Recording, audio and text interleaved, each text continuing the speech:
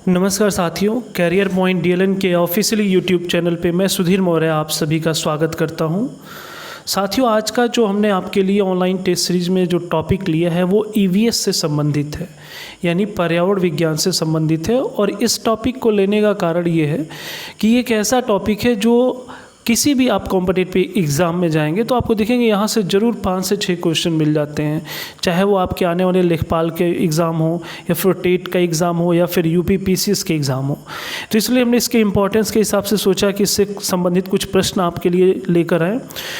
और इसमें एक चीज़ ये है कि आज हमने आपके लिए बहुविकल्पीय टाइप के क्वेश्चन नहीं लिए हुए हैं, बल्कि इसमें क्वेश्चन होगा और उसका एग्जैक्ट आंसर आपको हमें कमेंट बॉक्स में बताना होगा और फिर मैं उसका एक्सप्लेन जो भी पॉसिबल होगा आपको दूंगा, जिससे आपको ये टॉपिक पूरे तरीके से तैयार हो जाएगा।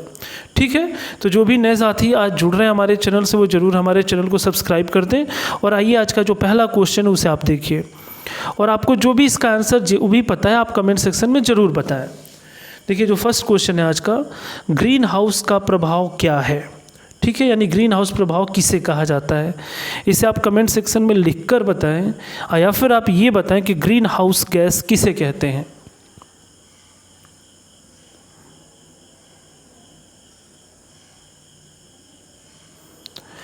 देखिए साथियों, जो इस क्वेश्चन का आंसर है ग्रीन हाउस गैस, अगर आप देखेंगे तो बेसिकली कार्बन डाइऑक्साइड गैस को ही कहा जाता है। लेकिन इसमें प्रभाव क्या होता है आप उसको थोड़ा ये समझ लें। ग्रीन हाउस प्रभाव में सूर्य की किरणें पृथ्वी पर आ तो जाती हैं, लेकिन कार्बन डाइऑक्साइड के घेरे के कारण वापस नहीं जा पाती हैं। इसको आप ऐसे समझेंगे कि सूर्य से आने वाली जो भी प्रकाश की किरणें हैं वो लघु तरंगों के रूप में पृथ्वी पर आती हैं, लेकिन जब भी वो पृथ्वी से परावर्तित होकर वापस जाती है वायुमंडल की तरफ तो ये दीर्घ लघु तरंग के रूप में हो जाती है। और इन दीर्घ तरंगों को कार्बन डाइऑक्साइड जो इस वायुमंडल में विद्यमान है वो इसे रोकने लगता है, जिससे हमारे पृथ्वी का तापमान बढ़ना शुरू हो जाता है। ठीक है, बढ़ते हैं नेक्स्ट क्वेश्चन की तरफ। राष्ट्रीय वन नीति के अनुसार कितने प्रतिशत भूभाग पर वन होना अनिवार्य है। यहाँ से आपको फैक्चुअल क्वेश्चन शुरू होते हैं, बताएं आप सभी आंसर। राष्ट्रीय वन नीति के अनुसार कितने प्रतिशत भूभाग पर वन का होना अनिवार्य है।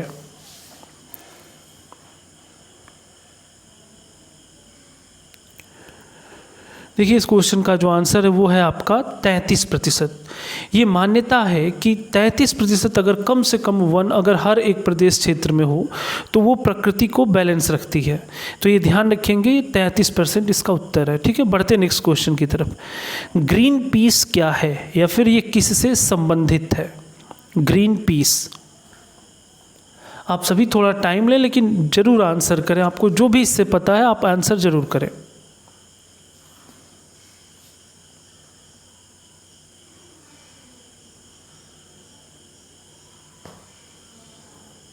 देखिए, इस क्वेश्चन का जो आंसर है वही एक पर्यावरण योजना है। ये जो ग्रीन पीस है ये एक पर्यावरण योजना है, इसी से ये संबंधित है। ठीक है, बढ़ते हैं नेक्स्ट क्वेश्चन की तरफ। चिपको आंदोलन के पीछे मुख्य उद्देश्य क्या है। चिपको आंदोलन के पीछे मुख्य उद्देश्य क्या है, या फिर इससे संबंधित आपको कुछ भी पता है आप कमेंट सेक्शन में ज़रूर बताएं।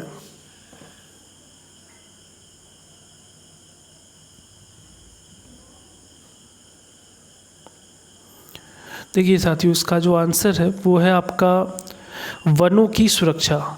आपको पता होगा कि जो उत्तराखंड स्थान है वहाँ पे पेड़ों की कटाई कर रहे थे, जो वृक्षों की कटाई हो रही थी, तो उसे रोकने के लिए सुंदरलाल बहुगुणा और उनके नेतृत्व में उनकी जो टीम थी उन लोगों ने पेड़ों से चिपक के सब लोग वहाँ लग गए, जिससे ये हुआ कि उस पेड़ों की कटाई को रोका जा सके। यानी वनों की सुरक्षा से संबंधित ये मूवमेंट है। ठीक, बढ़ते हैं नेक्स्ट क्वेश्चन की तरफ।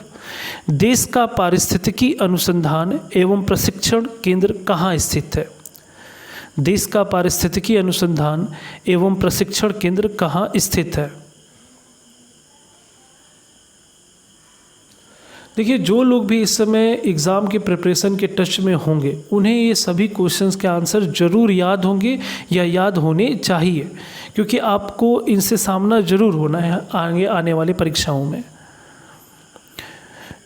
इस क्वेश्चन का जो आंसर है वो है आपका बंगलोर, जो कर्नाटक में स्थित बंगलोर है, वहीं पे देश का पारिस्थितिकी अनुसंधान एवं प्रशिक्षण केंद्र स्थित है। फिर बढ़ते नेक्स्ट क्वेश्चन की तरफ। क्वेश्चन नंबर 6 है, भारत का पर्यावरण शिक्षा केंद्र कहाँ स्थित है? भारत का पर्यावरण शिक्षा केंद्र कहाँ स्थित है?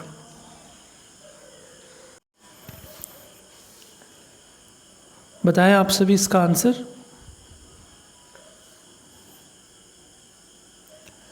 देखिए इस क्वेश्चन का जो आंसर है वो है अहमदाबाद। ठीक है, अहमदाबाद गुजरात। आपको दोस्तों ये करना है कि अगर ये जब भी टेस्ट सीरीज में आज कंप्लीट होगा तो आप इसे ज़रूर ये नोट्स बना लेंगे इस टॉपिक से संबंधित। ठीक है, बढ़ते नेक्स्ट क्वेश्चन की तरफ। इंदिरा गांधी वानिकी अकादमी कहाँ स्थित है? इंदिरा गांधी वानिकी अकादमी कहाँ स्थित है? Question number 7। आप अपना उत्तर क्वेश्चन नंबर के साथ जरूर लिखा करें। क्वेश्चन नंबर ये और इसका आंसर।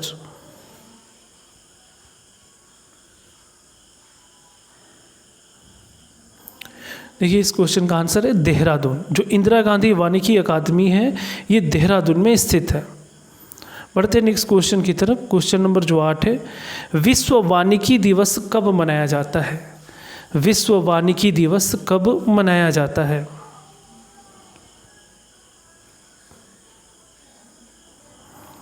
बताएं जल्दी जल्दी आप सभी अपना अपना आंसर दें। देखिए इस क्वेश्चन का जो आंसर है वो है 21 मार्च, यानी प्रति वर्ष 21 मार्च को विश्व वानिकी दिवस मनाया जाता है। बढ़ते नेक्स्ट क्वेश्चन की तरफ। क्वेश्चन नंबर जो 9 है, भारतीय वन सर्वेक्षण का मुख्यालय कहाँ स्थित है? भारतीय वन सर्वेक्षण का मुख्यालय कहाँ स्थित है?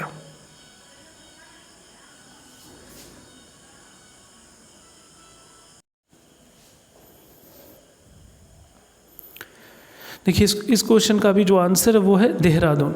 आप ध्यान रखेंगे कि पर्यावरण से संबंधित कई सारे ऐसे संस्थान जो है वो देहरादून में ही स्थित हैं ज़्यादातर।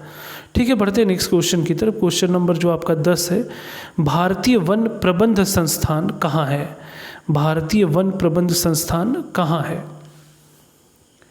ये कुछ ऐसे संस्थान हैं जो एक ही जैसे नाम के हैं और स्थान आप देखेंगे कई बार बदलते रहते हैं और ये अक्सर सुमेलित करने के लिए भी आपसे पूछ दिए जाते हैं। तो इसीलिए मैंने बिना विकल्प के आपको क्वेश्चन दे रहा हूँ कि आप इसे जितना पता है आप या तो बताएं या तो फिर याद कर लेंगे आप। ठीक है, इस क्वेश्चन का जो आंसर है वो है भोपाल। जो मध्य प्रदेश स्थित भोपाल है वहीं पर भारतीय वन प्रबंध संस्थान स्थित है। बढ़ते नेक्स्ट क्वेश्चन की तरफ। भारत में सबसे अधिक वन किस प्रदेश में है? भारत में सबसे अधिक वन किस प्रदेश में है?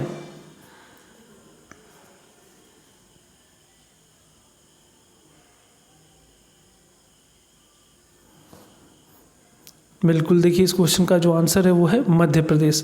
यहाँ एक ध्यान देने वाली बात है कि अगर आपसे कभी भी पूछे कि क्षेत्रफल के हिसाब से भारत में सबसे अधिक वन कहाँ है तो आपका उत्तर मध्य प्रदेश ही होगा। लेकिन अगर ये पूछे कि प्रतिशत वन क्षेत्र किस राज्य में सर्वाधिक है तो उसका आंसर होगा मिजोरम। ये ध्यान रखेंगे कि मिजोरम छोटा सा जगह है लेकिन वहाँ का अधिकांश जो हिस्सा है यानी मैक्सिमम परसेंटेज जो है वो फॉरेस्ट है। लेकिन क्षेत्रफल के हिसाब से सबसे ज़्यादा अगर पूछे तो उसका आंसर होगा मध्य प्रदेश। ठीक है, बढ़ते हैं 12वें क्वेश्चन की तरफ। पौधे अपनी खाद्य निर्माण प्रक्रिया में कार्बन डाइऑक्साइड गैस वायुमंडल से लेते हैं और बदले में जीवधारियों को सांस लेने के लिए मुक्त करते हैं। कौन सी गैस? ठीक है, तो आपको यही बताना है कि कौन सी गैस वो मुक्त करते हैं। अब आप अपना आंसर बताएं। पौधे अपनी खाद्य निर्माण प्रक्रिया में कार्बन डाइऑक्साइड गैस वायुमंडल से लेते हैं और बदले में जीवधारियों को सांस लेने के लिए मुक्त करते हैं।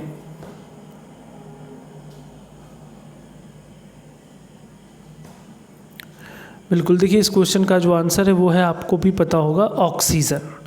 ठीक है, तो ये ध्यान रखेंगे कि जो खाद्य निर्माण की प्रक्रिया होती है आप देखेंगे कि अक्सर वो जब धूप में ये ग्लूकोज का निर्माण होता है और वो जो अपना भोजन बनाते हैं तो उस समय कार्बन डाइऑक्साइड वो वायुमंडल से लेते हैं और बदले में ऑक्सीजन छोड़ते हैं। लेकिन ये प्रक्रिया रात में इसके ठीक उल्टे हो जाती है और इसीलिए कहा जाता है कि रात के समय वृक्ष के नीचे नहीं सोना चाहिए क्योंकि उस समय पौधे कार्बन डाइऑक्साइड छोड़ते हैं और ऑक्सीजन को एब्जॉर्ब करने लगते हैं। ठीक है, बढ़ते हैं नेक्स्ट क्वेश्चन की तरफ। जो क्वेश्चन नंबर 13 है वो देखेंगे। Carbon dioxide, sulphur dioxide, carbon monoxide द्वारा कौन सा प्रदूषण होगा?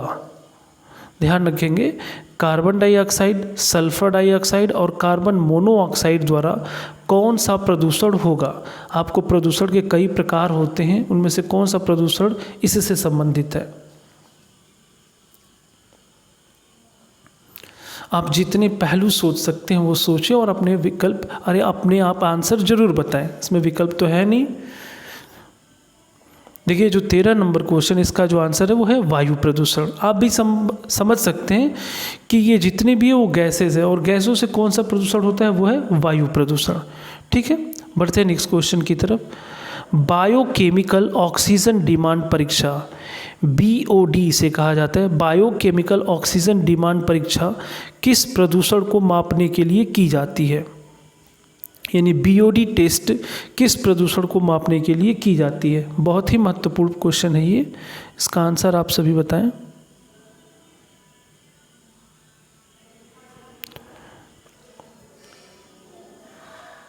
खासतौर से जो लोग टेट के लिए तैयारी कर रहे हैं उनके लिए तो ये बहुत ही इम्पोर्टेंट सीरीज है।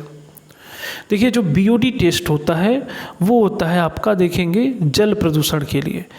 जल प्रदूषण से तात्पर्य ये है कि जहाँ भी जल बड़ी सीमा या बड़े भंडार में है, वहाँ पे उसमें ऑक्सीजन को चेक किया जाता है कि उसमें, क्योंकि जल का प्रदूषण मापक ये होता है कि अगर उसमें ऑक्सीजन की मात्रा घट रही है, इसका मतलब जल प्रदूषित हो रहा है। तो ये मापने के लिए ही BOD टेस्ट होता है, बायोकेमिकल ऑक्सीजन डिमांड टेस्ट, जिससे ये पता चलता है कि उस जल में ऑक्सीजन की मात्रा कितनी है।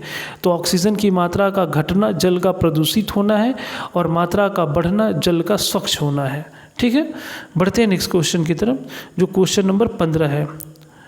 परऑक्सी एसिटिल नाइट्रेट यानी PAN क्या है? परऑक्सी एसिटिल नाइट्रेट क्या है?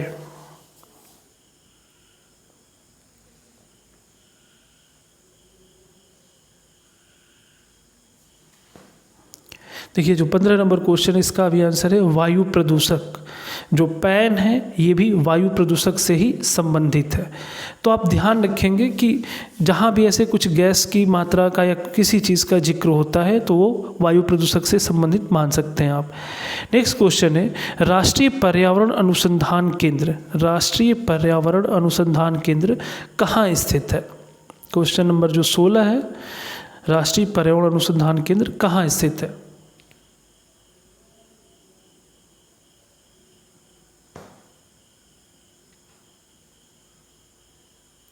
बताते रहे, आप सभी अपना अपना आंसर भेजते रहें। बिल्कुल, देखिए जो इस क्वेश्चन का आंसर है वो है नागपुर। इसे आप देखेंगे नीरी के नाम से भी जाना जाता है। ये नागपुर यानी महाराष्ट्र में स्थित है, राष्ट्रीय पर्यावरण अनुसंधान केंद्र। ठीक है, बढ़ते हैं नेक्स्ट क्वेश्चन की तरफ। क्वेश्चन नंबर जो 17 है, वायुमंडल में ओजोन परत हमारी रक्षा किन किरणों से करती है? वायुमंडल में जो ओजोन परत है वो हमारी रक्षा किन किरणों से करती है? इसका आंसर बताएं आप सभी।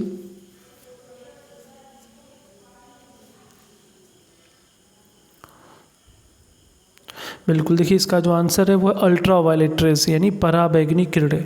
सूर्य से निकलने वाली जो पराबैंगनी किरणें होती हैं उनको अवशोषित करने का कार्य हमारे वायुमंडल में स्थित ओजोन परत यानी जो O3 की परत है वो करती है। ठीक है, बढ़ते हैं नेक्स्ट क्वेश्चन की तरफ। क्वेश्चन नंबर 18, वायुमंडल में कौन सी गैस सर्वाधिक पाई जाती है? वायुमंडल में कौन सी गैस सर्वाधिक पाई जाती है?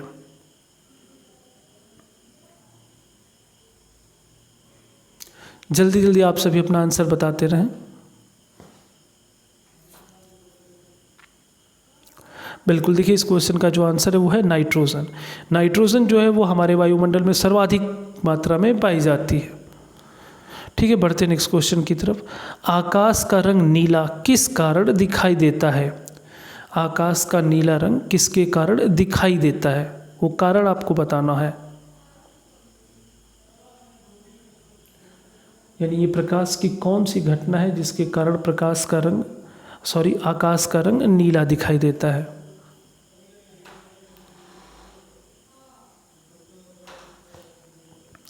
देखिए इसका जो आंसर है वो है आपका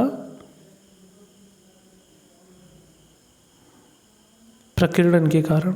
कहा जाता है कि प्रकाश के प्रकीर्णन के कारण ही आकाश का जो रंग है वो नीला दिखाई देता है। ठीक है, बढ़ते अपने नेक्स्ट क्वेश्चन की तरफ। विश्व पर्यावरण दिवस किस तिथि को मनाया जाता है? विश्व पर्यावरण दिवस किस तिथि को मनाया जाता है?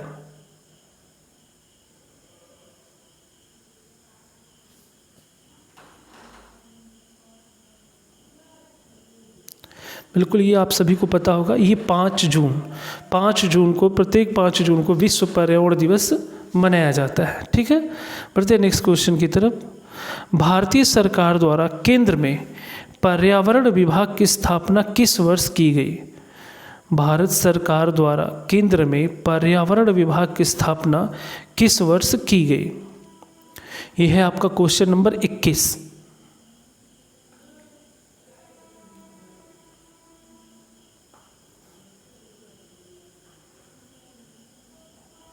बताते रहें, आप सभी अपना अपना आंसर बताते रहें। जो भी आपको पता है या उसके अप्रॉक्स में भी आपको आइडिया है तो आप बताएं। बिल्कुल, देखिए जो क्वेश्चन नंबर 21 है, पर्यावरण विभाग की स्थापना जो है उसका आंसर है आपका वो रहा 1980 में भारत सरकार द्वारा केंद्र में पर्यावरण विभाग की स्थापना की गई। बढ़ते अपने नेक्स्ट क्वेश्चन की तरफ। Question number 22। संयुक्त राष्ट्र पर्यावरण कार्यक्रम UNEP का मुख्यालय कहाँ है? आपको क्वेश्चन है कि UNEP का मुख्यालय कहाँ स्थित है? आप सभी इसका आंसर बताएं।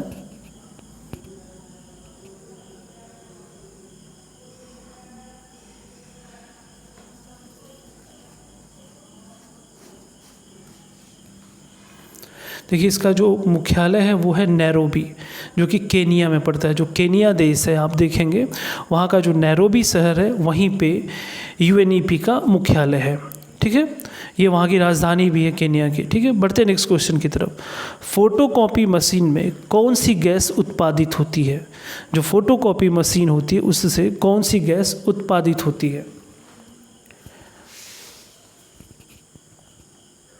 बहुत सारे इसमें ऐसे क्वेश्चन है जो यूनिक क्वेश्चन है, जो हो सकता है आप पहली बार भी सुन रहे हो, लेकिन आप हमारे साथ अंत तक बने रहेंगे तो आपको बहुत सारे नए क्वेश्चन की सीरीज़ तैयार हो जाएंगे आपके लिए। ठीक है, देखिए इस क्वेश्चन का जो आंसर है वो है आपका ओजोन।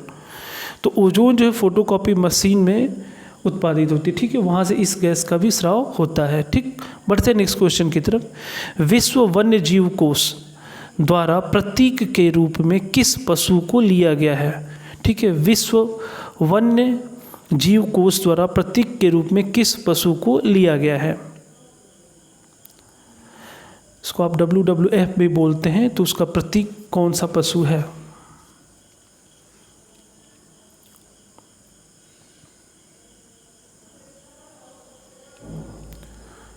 बिल्कुल, देखिए इसका जो आंसर है वो है आपका पांडा। जो रेड पांडा होता है उसे हम इसका प्रतीक चिन्ह भी मानते हैं। ठीक है, नेक्स्ट क्वेश्चन की तरफ बढ़ते हैं। भारत का कौन सा राज्य टाइगर राज्य के रूप में जाना जाता है? भारत का कौन सा राज्य टाइगर राज्य यानी टाइगर स्टेट के नाम से भी जाना जाता है?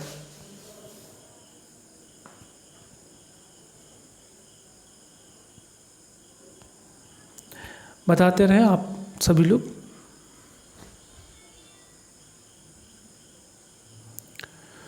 बिल्कुल, देखिए इस क्वेश्चन का जो आंसर है वो है मध्य प्रदेश। जो MP है उसे टाइगर स्टेट भी कहा जाता है, क्योंकि यहाँ टाइगरों की संख्या सबसे ज़्यादा मानी जाती है। ठीक है, बढ़ते हैं नेक्स्ट क्वेश्चन की तरफ। वन महोत्सव किसने प्रारंभ किया था? वन महोत्सव किसने प्रारंभ किया था?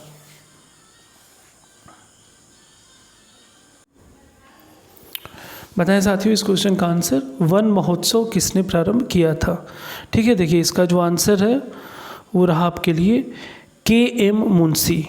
जो KM मुंशी हैं उन्होंने ही वन महोत्सव को प्रारंभ किया था। ये एक यूनिक क्वेश्चन है, इसे आप लोग जरूर नोट डाउन कर लेंगे, जो आगे के परीक्षाओं के लिए काफ़ी इम्पोर्टेंट होगा। विश्व वन्य जीव संरक्षण कोष कहाँ पर स्थित है? विश्व वन्य जीव संरक्षण कोष कहाँ पर स्थित है? ये आपको स्थान बताना है। Question number 27।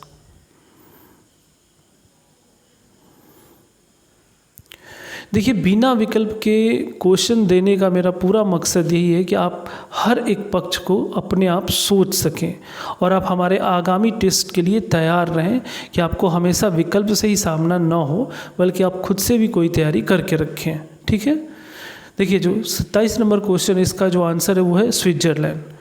जो विश्व वन्य जीव संरक्षण कोष है वो स्विट्जरलैंड में स्थित है। ठीक है, बढ़ते हैं नेक्स्ट क्वेश्चन की तरफ। सबसे प्राचीन काल से उगाया जाने वाला फल वृक्ष कौन सा है? सबसे प्राचीन काल से उगाया जाने वाला फल वृक्ष कौन सा है?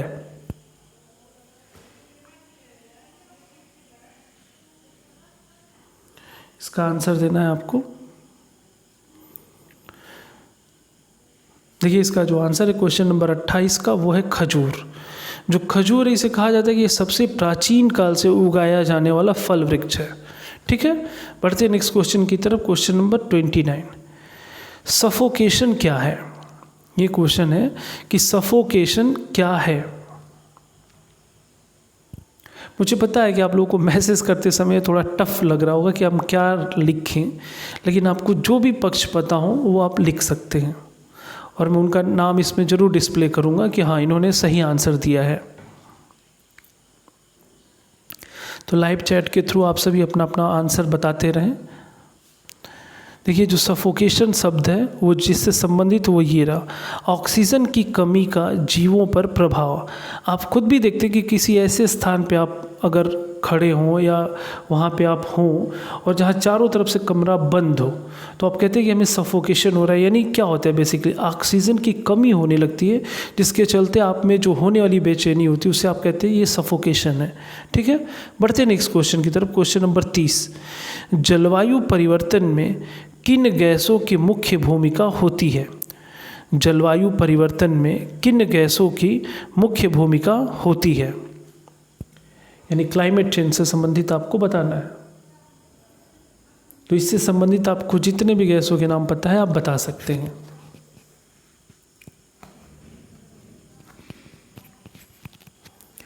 देखिए साथियों, जो क्वेश्चन नंबर 30 है, इसका जो आंसर है वो है ग्रीन हाउस गैस। जो ग्रीन हाउस गैस है उन्हें कहते हैं कि जलवायु परिवर्तन में इनकी मुख्य भूमिका होती है। तो ग्रीन हाउस गैस में जो जो गैस है, जैसे कि आप कार्बन डाइऑक्साइड को देख सकते हैं, मीथेन को देख सकते हैं, नाइट्रस ऑक्साइड को देख सकते हैं, तो ये सब के सब उससे संबंधित हैं। ठीक है, बढ़ते हैं अपने नेक्स्ट क्वेश्चन की तरफ। सर्वाधिक ओजोन क्षयकारी गैस कौन सी है? यानी सबसे ज़्यादा ओजोन परत को डिस्टर्ब किस गैस से होता है?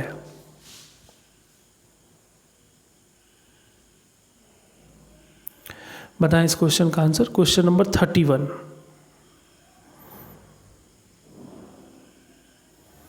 बिल्कुल। देखिए, इस क्वेश्चन का जो आंसर है वो है CFC, क्लोरोफ्लोरोकार्बन।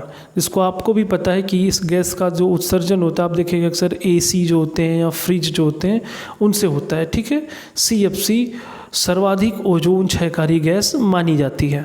ठीक है, बढ़ते अपने नेक्स्ट क्वेश्चन की तरफ। जो क्लोरोफ्लोरोकार्बन किन गैसों का संयुक्त रूप है? क्लोरोफ्लोरोकार्बन जो प्रयुक्त क्वेश्चन था CFC, किन गैसों का संयुक्त रूप है, ये आपको बताना है। आप इसका फुल फॉर्म भी अगर बना लेते हैं तो फिर आप इसको क्लियर कर लेंगे। किन गैसों का संयुक्त रूप है? ठीक है, देखिए इस क्वेश्चन का जो आंसर है क्वेश्चन नंबर 32, क्लोरीन एवं कार्बन। ये क्लोरीन और क्लोरीन लिखा हुआ है, फ्लोरीन होना चाहिए यहाँ पे, फ्लोरीन एवं कार्बन। ठीक है, ये इनका संयुक्त रूप है। बढ़ते नेक्स्ट क्वेश्चन। भूतल पर CFC का प्रयोग कहाँ होता है? भूतल पर यानी भूमि पर CFC का प्रयोग कहाँ होता है? हालांकि इसका उत्तर मैं आप लोग को पहले भी दे चुका हूँ, तो अगर आप ध्यान से सुन रहे होंगे सारे एक्सप्लेनेशन तो आपको इसका आंसर जरूर पता होगा। बताएं दोस्तों आप सभी अपना अपना आंसर।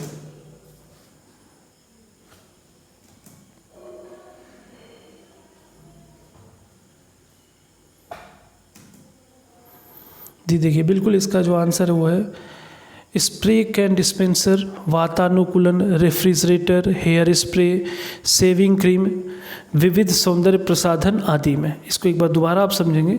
जो भी आप स्प्रे यूज़ करते हैं या फिर वातानुकूलित यानी जो भी एसी कोच होते हैं वो, या फिर जहाँ एसी चलता है, रेफ्रिजरेटर जो आपके फ्रिज हो गए, आप हेयर के लिए जो स्प्रे का इस्तेमाल करते हैं, या शेविंग के लिए जो फोम क्रीम का इस्तेमाल करते हैं। इसके अलावा बहुत सारे ऐसे कॉस्मेटिक्स होते हैं, इनमें CFC गैस का प्रयोग किया जाता है। तो आप देखेंगे पेपरों में कई जगह ये ऑप्शन बन जाते हैं कि क्या इनमें CFC है, तो आप इन पॉइंट्स को ध्यान रखेंगे। ठीक है, बढ़ते हैं नेक्स्ट क्वेश्चन की तरफ। 34 नंबर क्वेश्चन, ग्रीन हाउस प्रभाव का प्रत्यक्ष परिणाम क्या होगा? ग्रीन हाउस प्रभाव का प्रत्यक्ष परिणाम क्या होगा, यानी डायरेक्टली ऐसा उसका इम्पैक्ट क्या हो सकता है जो आप देखते हैं। ठीक है, बताएं इस क्वेश्चन का आंसर।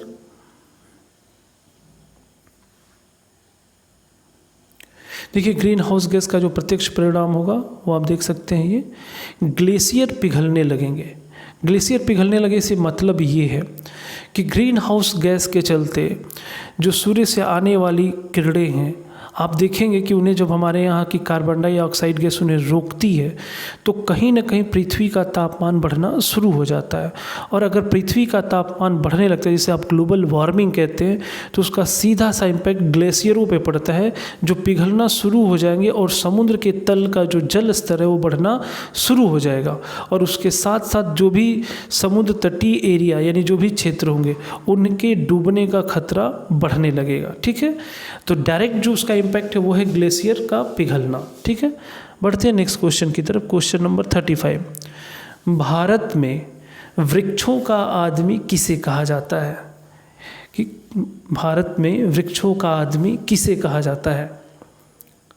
ये कुछ अलग क्वेश्चन है जिनका आंसर मैं आपको बताता हूँ, आप देख सकते हैं। वो है सुंदरलाल बहुगुणा। वृक्षों का आदमी से मतलब अब आप इसको कोरिलेट कर सकते हैं चिपको आंदोलन से संबंधित। ठीक है, तो वृक्षों का आदमी कहा गया है किसको? सुंदरलाल बहुगुणा को।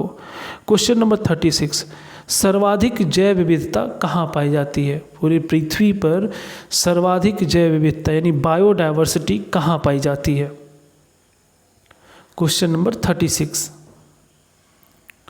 जल्दी जल्दी आप सभी अपना आंसर बताते रहें, क्योंकि आज काफ़ी ज़्यादा क्वेश्चन हो गया और टाइम टेकिंग क्वेश्चन भी थे। देखिए, इसका जो आंसर है वो है ट्रॉपिकल रेन फॉरेस्ट। यानी आप इसको ऐसे समझ सकते हैं कि पूरे पृथ्वी पे जो विषुवतीय रेखीय प्रदेश है यानी भूमंडलीय भूमध्य रेखा का जो क्षेत्र है वहाँ पे सबसे ज़्यादा जैव विविधता पाई जाती है। उसका कारण ये है कि भूमध्य रेखा के पास सूर्य की किरणें सबसे ज़्यादा सीधी चमकती है। वहाँ तापमान बढ़ेगा, तापमान बढ़ेगा तो वर्षा के अनुकूल परिस्थिति बनेगी। ज़्यादा वर्षा होगी तो वहाँ पेड़ पौधे, वनस्पति, जीव जंतुओं का भी विकास होगा, और जहाँ सर्वाधिक मात्रा में इनका विकास होगा वहीं पे सर्वाधिक जैव विविधता भी पाई जाएगी। ठीक है, बढ़ते नेक्स्ट क्वेश्चन की तरफ। क्वेश्चन नंबर 37, बायोटेक्नोलॉजी पार्क कहाँ स्थित है? बायोटेक्नोलॉजी पार्क कहाँ पर स्थित है? बताएं आप सभी कमेंट सेक्शन में।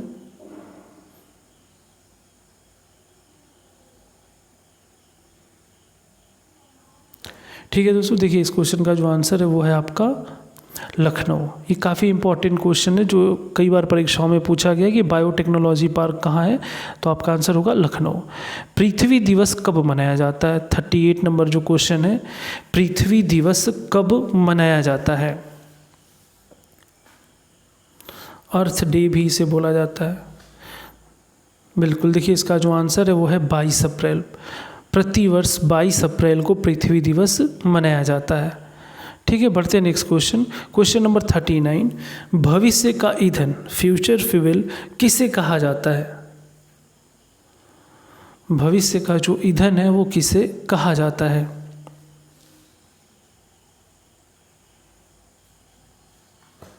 देखिए इस क्वेश्चन का जो आंसर है वो है हाइड्रोजन। ध्यान रखेंगे, हाइड्रोजन को भविष्य का ईंधन भी कहा जाता है। ठीक है, देखिए नेक्स्ट क्वेश्चन जो है क्वेश्चन नंबर 40, पर्यावरण का रक्षा कवच किसे कहा जाता है? पर्यावरण का रक्षा कवच किसे कहा जाता है? कवच यानी ऊपर की तरफ से, तो कौन सा है या क्या चीज़ है जिसे पर्यावरण का रक्षा कवच कहा जाता है? आज जितने लोग भी आंसर बता रहे हैं, चाहे जो भी आंसर बता रहे हैं, वो वाकई में उन्होंने काफ़ी स्टडी किया हुआ है, काफ़ी अच्छे तरीके से तैयारी कर रहे हैं, तभी वो आंसर कर पा रहे हैं। अदरवाइज ये सब लोग आंसर नहीं कर सकते। लेकिन ये ज़रूर कर सकते हैं कि आप इन सारे क्वेश्चन को ध्यान से सुने, नोट करें और आप ईवीएस से संबंधित जितने भी इंपॉर्टेंट क्वेश्चन हैं वो आपके तैयार होते रहेंगे।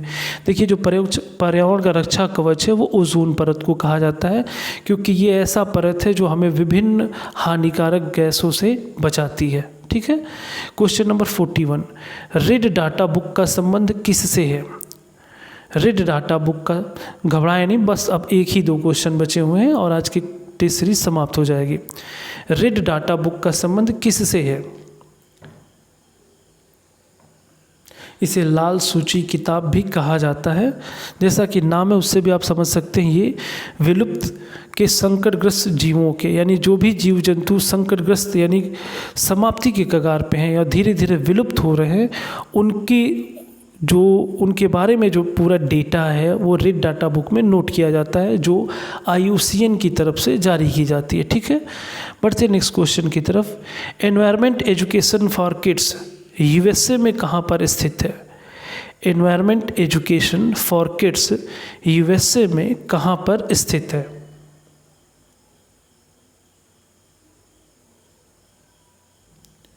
देखिए, जो क्वेश्चन नंबर 42 है, इसका जो आंसर है वो है विस्कासिन। ये USA में एक स्थान है विस्कासिन, वहीं पे एनवायरमेंट एजुकेशन फॉर किड्स बनाया गया है या वो स्थित है। ठीक है। आज का जो लास्ट क्वेश्चन है वो ये रहा, CNG का फुल फॉर्म क्या है? जो CNG गैस है उसका फुल फॉर्म क्या है?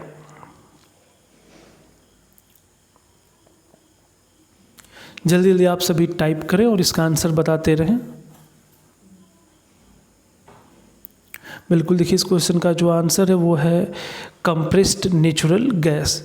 CNG का जो फुल फॉर्म है कंप्रेस्ड नेचुरल गैस, इसे संपीड़ित प्राकृतिक गैस भी कहा जाता है। ठीक है दोस्तों, तो ये तो रहा आज का आपका 43 क्वेश्चन की सीरीज। अभी भी और क्वेश्चन है लेकिन इतना ही हम रहने देते हैं, बाकी क्वेश्चन को हम लोग नेक्स्ट क्लास से लेंगे। तो मुझे पूरे उम्मीद है कि आपको EVS का ये जो सेक्शन है और एक नए तरीके से जो क्वेश्चन को पूछने का तरीका, एक्सप्लेन का तरीका और आपके उत्तर करने के तरीके को आप लोग ज़रूर पसंद किए होंगे और इससे आपको आगामी परीक्षाओं में निश्चित तौर पर फ़ायदा मिलेगा। ठीक है दोस्तों, तो आज का क्लास आपको कैसा लगा आप लोग कमेंट सेक्शन में ज़रूर बताएं, और जितने क्वेश्चन थे उसके आंसर आपने किए तो वो आप ये भी बताएं कि आपको कितने क्वेश्चन के आंसर आ रहे थे। ठीक है, तो फिर ठीक है दोस्तों, जितने भी नए सब्सक्राइबर हमारे चैनल से आज जुड़े हैं वो भी ज़रूर चलते चलते हमारे चैनल को सब्सक्राइब, लाइक और शेयर ज़रूर करें। फिर हम किसी एक नेक्स्ट टॉपिक के साथ अगले दिन आपसे फिर से मुलाकात होगी। तब तक के लिए धन्यवाद।